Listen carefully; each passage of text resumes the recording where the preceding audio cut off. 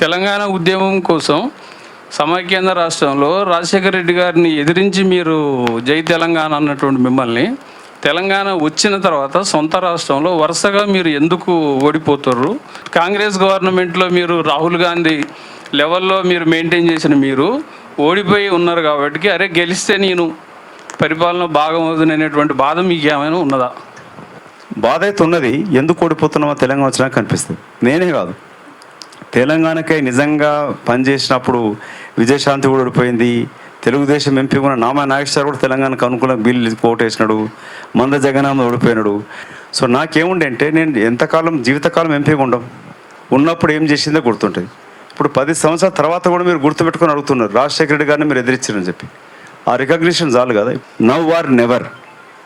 తెలంగాణ ఇప్పుడు రాకపోతే మళ్ళీ రాదని చెప్పిన. కేశవరావు ఇంట్లో కాంగ్రెస్ సంబంధించిన ఎంపీలు అందరితో పిల్లల మీద ఒట్టేపించిన.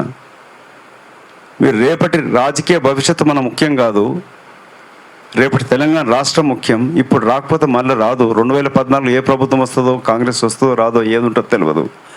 ఇప్పుడు రాకపోతే రాదని చెప్పి కాంగ్రెస్ తీసుకొచ్చే బిల్స్కి వ్యతిరేకంగా మేము నిర్ణయం తీసుకోవడం జరిగింది. అంటే నిజంగా తెలంగాణకు పోరాటం చేసిన ఏ పార్టీ ఉన్న వాళ్ళు అందరూ ఓడిపోయినారు. సమైక్య రాష్ట్రం అనుకున్న వాళ్ళు ఓడిపోయారు. ఉండవేళ అరుణ్ కుమార్ కాడికి వెళ్ళి రాజగోపాల్ అయితే రాజకీయం వదిలిపెట్టినట్టున్నాడు. సో నాకు ఇప్పటికి అర్థం కాని ప్రశ్న ఏంటంటే, ఇప్పుడు రీసెర్చ్ చేయాలి ఎవరన్నా, ఎందుకు సమైక్య రాష్ట్రం కోరుకున్న వాళ్ళు ఓడిపోయినారు, సపరేట్ తెలంగాణ కోరుకున్న వాళ్ళు ఓడిపోయినాం మేము. సో ఒక్కొక్కసారి అట్లా ఒక సెకండ్ బాధ అనిపించినా నాకు సంతృప్తి ఏంటంటే, ఇప్పుడు ఎక్కడికి పోయినా కూడా గుర్తిస్తారు ఇప్పటికి తెలంగాణ పోరాటం చేసినని చెప్పి.